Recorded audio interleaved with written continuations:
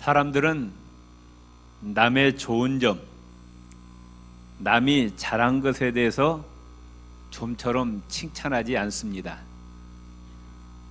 그러다가 허물과 약점이 좀 드러나면 그때는 여지없이 비난하고 헐뜯고 깎아내리는 타락한 모습을 누구나 다 가지고 있습니다.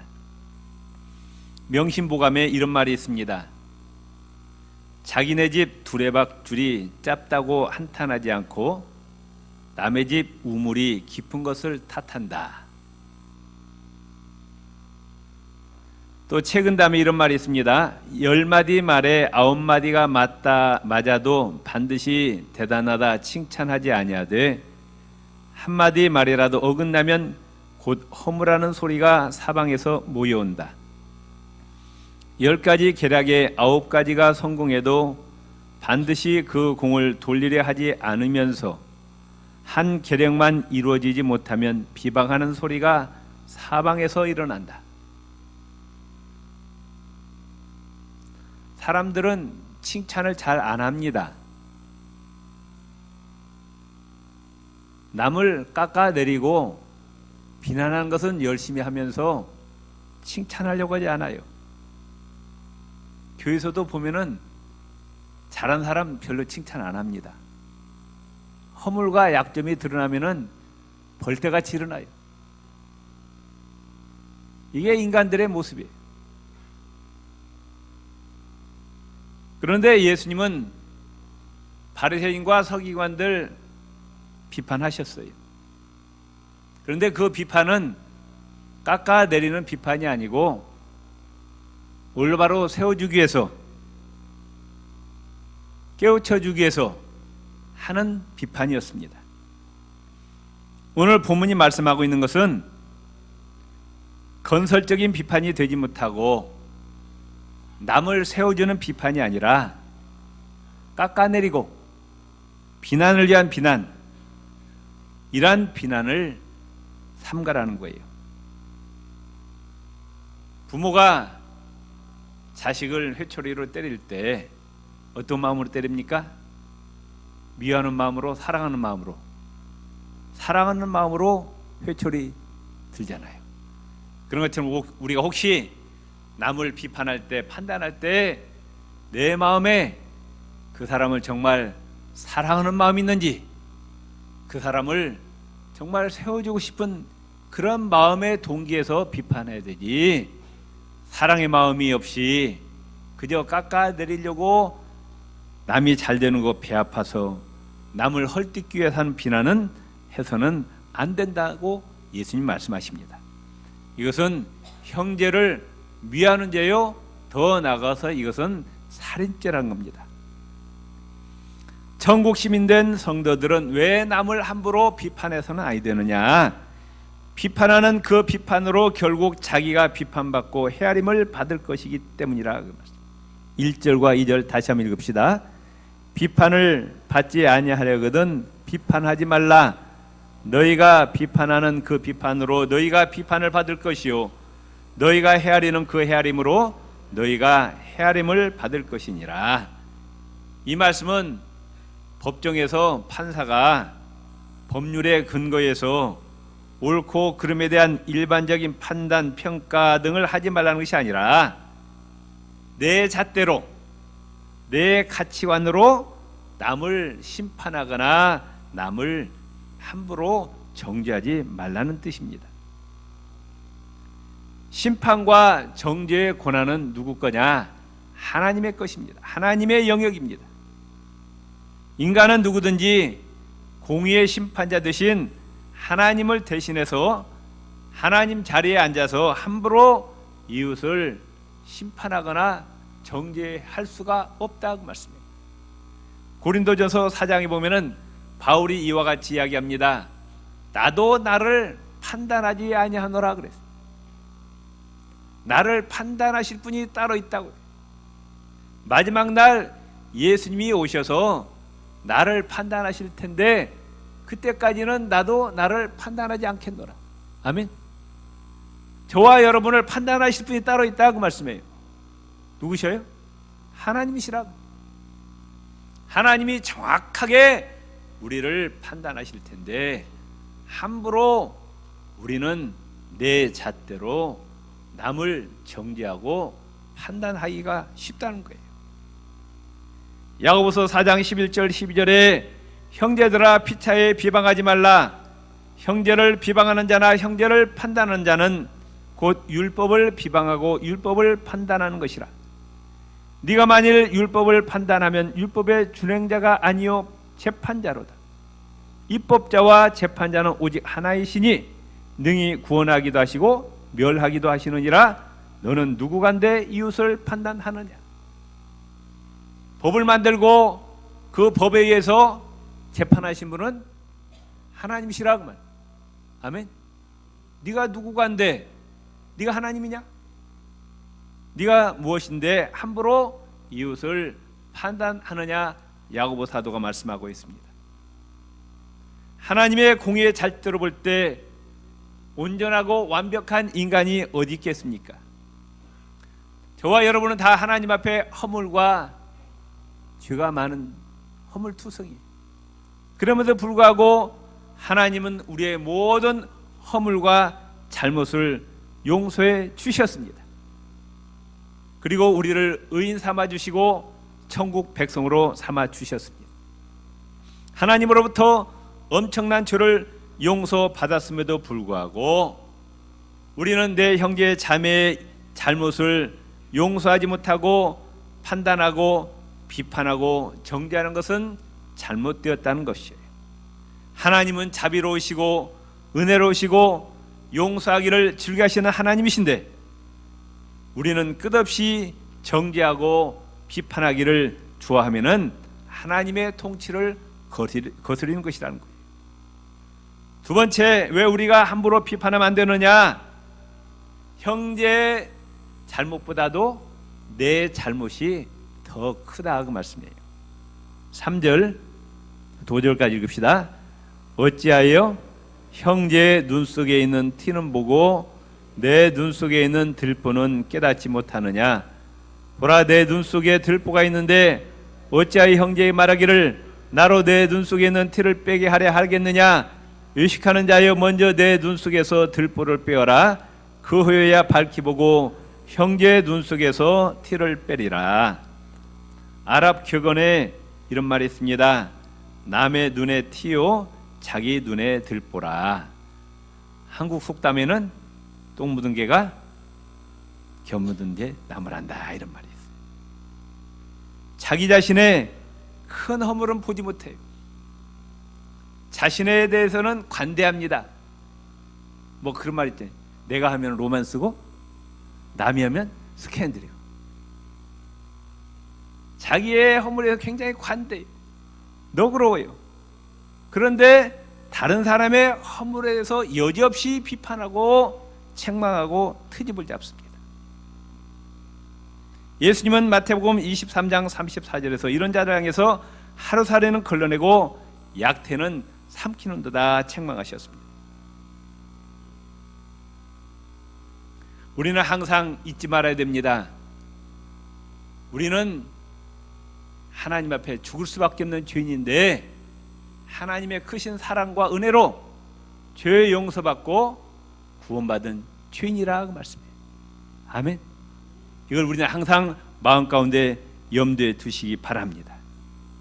그래서 우리는 이제 예수님을 영접하고 하나님의 자녀가 되고 이제 날마다 누구를 닮아가야 되느냐? 예수님을 닮아가야 돼요. 믿습니까? 이걸 성화라 그럽니다. 우리가 구원받는 것은 순간적으로 이루어지지만은 예수님을 닮아가는 이 성화의 과정은 일평생의 작업이에요. 너무너무 힘든 과정이에요. 여러분, 예수님의 말씀대로 순종하며 사는 것이 쉬워요, 어려워요? 너무 어려워요. 원수까지도 사랑해야 돼요. 이게 일평생의 작업입니다. 평생의 작업이에요. 나 혼자 정말 예수님을 따라가는 이 과정도 힘든데 남의 일까지 신경 쓸 시간이 없다. 그런 여력이 없다 그 말씀이에요. 아멘. 남의 눈 속에 있는 티를 보려고 힘쓰기 애쓰기 전에 먼저 내가 하나님 앞에 내가 올바로 신앙생활을 하고 있는지 내 자신을 살펴보시기를 바랍니다. 내 눈 속에 있는 들보를 빼어낸 연후에 사랑과 긍휼과 애정으로서의 형제의 눈 속에 있는 티도 빼줘야 될 것이다. 그러니까 내가 남의 허물과 약점을 지적할 때 내 마음 가운데 정말로 그 형제와 자매를 진정으로 사랑하는 마음이 있는지, 그 사람을 세워주고 싶은 마음이 있는지, 아니면 깎아내리기 위해서 시기하고 질투하는 마음으로 비판하는지 내 자신을 살펴봐야 된다 그 말씀. 세 번째로 왜 비판을 함부로 해서는 안 되느냐? 이 비판이란 항상 부분적이에요. 그 사람의 전체를 보고 비판하는 것이 아닙니다. 어떤 한 면을 보면서 저놈 참 나쁜 놈이야 그러거든 우리가. 그러죠? 그 사람 모든 면을 본 것이 아니고 어느 한 면을 보면서 저놈을 다 송두리째 저놈은 나쁜 놈, 저놈은 죽일 놈 그러거든요. 그러면 그 사람은 좋은 점이 하나도 없어요? 찾아보면 있어요 없어요? 있어요. 그건 안 보이고 그건 다 없애버리고 안 좋은 점만 부각시켜서 나쁜 놈이라고 판단한다 그 말씀이에요. 그 사람의 장점과 좋은 점은 없어지고 단점만 드러내고 말하는 것입니다. 비판을 받는 사람은 섭섭할 수밖에 없어요. 가정과 성경에 보면은 교회는 아주 비슷하게 나와 있습니다. 가정과 교회. 이 가정이나 교회는 어때야 되느냐? 비판하는 것이 아닙니다. 특별히 부부간에는 비판해서는 된다 안 된다? 안 된다 그 말씀이에요. 부부간에는 서로 허물과 잘못을 어떻게 해야 돼요? 덮어줘야 돼요. 사랑과 용서해 주는 것이 부부예요. 교회도 마찬가지입니다. 교회도 자꾸 남의 허물과 잘못을 지적하지 마세요. 그냥 덮어주시기 바랍니다. 이게 가정이 평안하고 화목하고 교회도 이런 교회가 평안하다 그 말씀. 부부 10계명이라는 것이 있어요. 행복한 가정을 만들기 위해서 부부가 이래야 된다는 거예요. 한번 들어보시기 바랍니다. 두 사람이 동시에 화를 내지 말라. 누가 하나 화내면 빨리 한 사람은 그 자리를 피하라고 말씀. 두 번째, 집에 불이 났을 때 이후에는 고함을 지르지 말라. 세 번째, 잘 들으세요. 눈이 있어도 흠은 보지 말고 입이 있어도 실수를 말하지 말라. 부부간의 철칙이에요. 부부간에 상대방이 흠이 있어도 흠을 보지 말라. 대답들 안 하시오. 흠이 있어도 흠을 보지 말라. 보지 말라. 상대방이 실수했어도 입으로 말하지 말라 그 말씀. 아멘. 있습니까? 네 번째, 아내나 남편을 다른 사람과 비교하지 말라. 옆집 남자, 옆집 여자 뭐 비교하냐고 말씀이에요. 이건 마귀하는 짓이에요. 하나님이 나에게 주신 남편과 아내로 족한 줄 아시기 바랍니다. 아멘들 안 하셔 왜? 아멘. 비교하지 말라고 말씀해요. 그다음에 상대방의 아픈 곳을 긁지 말라. 내 약점 내가 잘 알고 있어요. 말 안 해도 알아. 근데 왜 아픈 걸 긁냐고 말씀해요. 그럼 기분이 좋아요 안 좋아요? 정 떨어지죠. 정 떨어져. 예. 분노를 품고 침상에 들지 말라. 처음 사랑을 잊지 말라. 부부싸움은 칼로 물베기다. 복잡하게 얽힌 것 같아도 쉽게 풀어지는 것이 부부 사이 문제다. 내가 먼저 실마리를 풀어야 된다. 부부 사이에 숨기는 것이 없어야 된다. 부부가 함께 기도하고 예배드리는 신앙생활을 해야 된다. 그래야 하나님 안에서 하나가 된다. 다시 말씀드리지만은 부부간의 관계, 가정은 비판하는 관계가 아니라 말씀입니다. 아시겠어요? 완벽한 남편도 없고 완벽한 아내도 없어요. 그런데 하나님께서 부부로 맺어주셨어요. 그 부부가 하나가 되기 위해서는 절대로 비판해서는 안 된다, 그 말씀이에요. 무조건 사랑만 해야 됩니다. 허물과 약점을 감춰주시길 바랍니다. 교회도 마찬가지입니다. 똑같아요. 교회도 상대방의 허물을 못 본 채 하라고 말씀. 지적하지 마세요. 남을 지적하기 전에 먼저 내가 하나님 앞에 죄인이고, 사실 저나 여러분이나 지금 하나님 앞에 올바로 신앙생활을 하고 있어요? 안 하고 있어요? 네? 지금 부족하잖아요. 다른 사람의 허물을 지적하기 전에 먼저 내가 하나님 앞에 올바로 서도록. 아멘? 다른 사람 볼 거 없어요. 지금 나 하나도 지금 스스로 힘들어. 내가 하나님 앞에 올바로 서는데 최선을 다하라고 말씀해요. 내 신앙도 제대로 주체하지 못하면서 뭐 이 사람 저 사람 판단하냐고 말씀해요. 우리 구익교회 모든 성도들의 가정이 하나님의 사랑으로 충만하시기를 바랍니다. 우리 옆 사랑에 합시다. 예수 이름으로 사랑합니다. 그냥 무조건 부부간에는 뭐만 하라? 그냥 사랑만 하라고 말씀해요. 그냥 허물과 약점 다 뭐하고? 감춰주라고 말씀해요. 또 우리가 왜 함부로 비판해서 아니 되느냐? 남을 비판할 자격이 없어요. 우리는. 나도 비판한 상대방보다 더 악한 죄인이라고 말씀해요. 아멘? 착각하지 맙시다. 나는 의인이 아니에요. 내가 하나님이 아닙니다. 근데 내가 왜 하나님의 자리에 앉아서, 의인의 자리에 앉아서 함부로 남을 비판하고 판단하냐고 말씀해요. 용서받을 수 없는 지옥에 들어가 멸망받을 수밖에 없는 나였는데 예수님의 십자가 보혈로, 그 은혜로 우리가 구원받은 거예요. 아멘?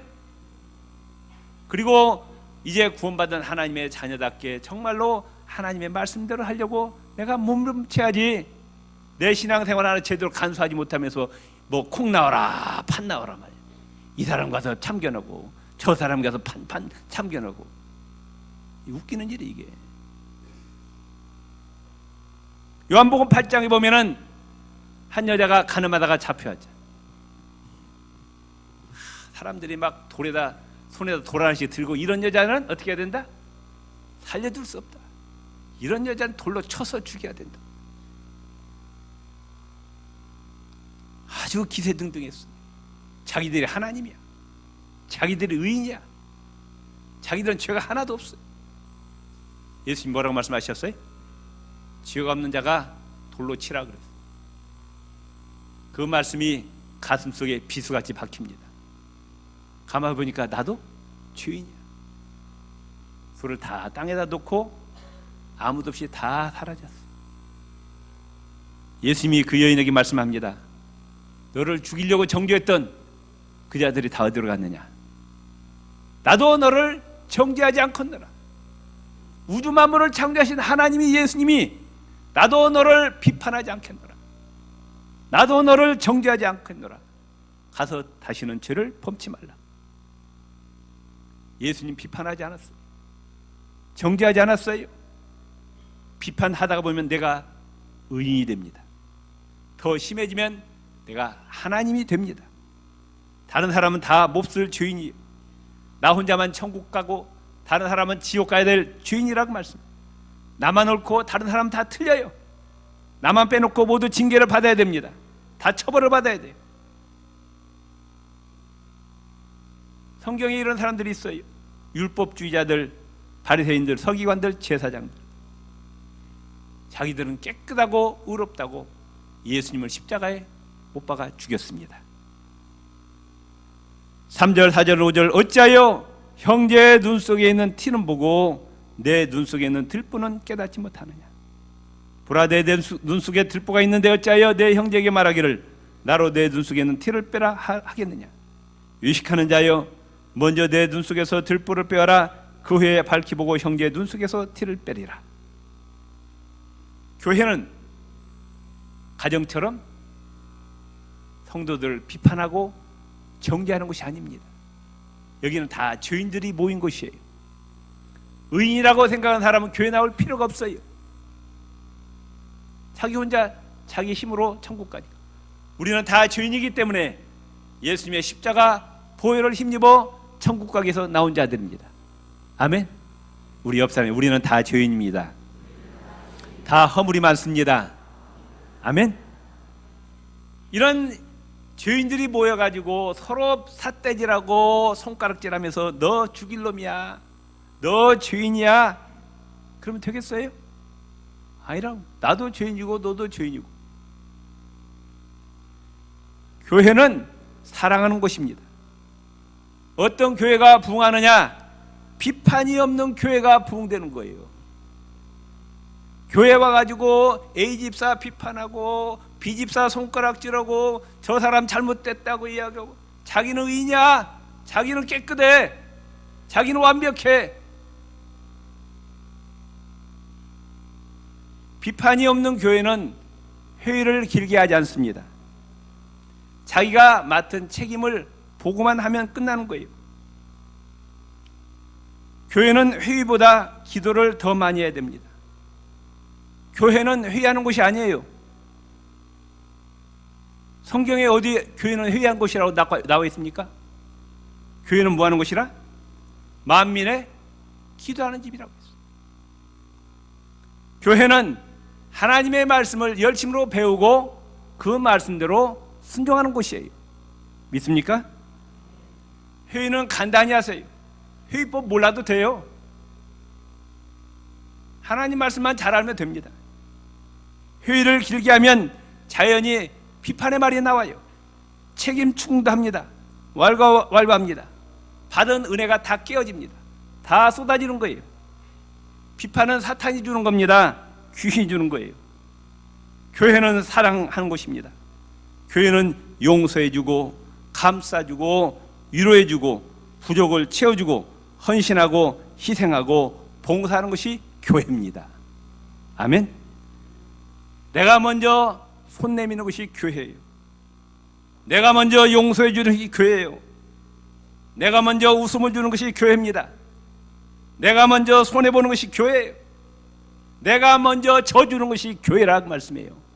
상대방과 싸워서 이기려고 하지 마세요. 져주시기 바랍니다. 아멘. 이게 교회라고 말씀해요. 비판은 비판의 악순환을 가져다 줍니다. 1절과 2절 보면은 비판을 받지 아니하거든 비판하지 말라. 너희의 비판하는 그 비판으로 너희도 비판을 받을 것이요 너희의 그 헤아리는 그 헤아림으로 너희도 헤아림을 받을 것이다. 저 사람이 나한테 인정 사정 없이 여지없이 막 비판을 가는 거예요. 그 기분이 팍 상합니다. 그래 복수하리라 하고 이 사람도 저 사람 약점을 이제 살피는 거예요. 그래가지고 또 공격을 합니다. 비판은 비판을 낳고 이게 악순환되는 거예요. 사랑하는 구익교회 성도 여러분, 이제 우리의 입술로는 남을 비판하거나 정죄하지 않고 평안만 빌게 하옵소서. 축복만 말하게 하옵소서. 이 입술로 하나님을 찬양만 하게 하옵소서. 하나님께 영광 돌리는 말만 하게 하옵소서. 이렇게 기도하시기를 바랍니다. 비판보다는 칭찬을, 사랑을, 헌신을, 봉사를 더 많이 하는 우리 구익교회 성도님들이 되시기를 바랍니다. 서로 사랑하고 서로 정말로 사랑과 애정으로 우리는 세워주시는 우리 구익교회가 되시기를 바랍니다. 사랑도 없이 애정도 없이 교만과 이손의 마음으로 남을 함부로 판단하고 정죄하는 비판 행위는 예수님께서 금하고 계십니다. 내 자신의 들보는 보지 못하고 남의 눈 속에 있는 티만 택 잡고 그것을 헐뜯고 형제의 마음에 커다란 상처를 주는 비판 행위를 금하고 있습니다. 뱅질된 사람은 이와 같이 얘기합니다. 정확한 지식과 따뜻한 애정이 없이는 결코 남을 비판하지 말라. 그 사건에 대해서 정확하게 알고 다음에 그 사람을 사랑하는 마음이 없이는 비판하지 말라.